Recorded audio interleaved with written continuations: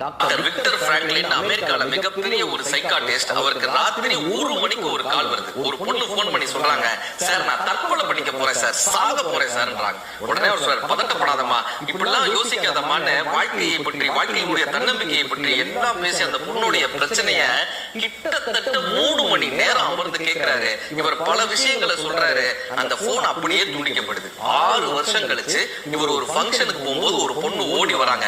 Sir என்ன தெரியுதா, நான் ஒரு நாள் நடுராத்திரி உங்களுக்கு கால் பண்ணி தற்கொலை பண்ணிக்க போறேன்னு சொன்னேன்ல, அந்த பொண்ணு நான் தான் சார்.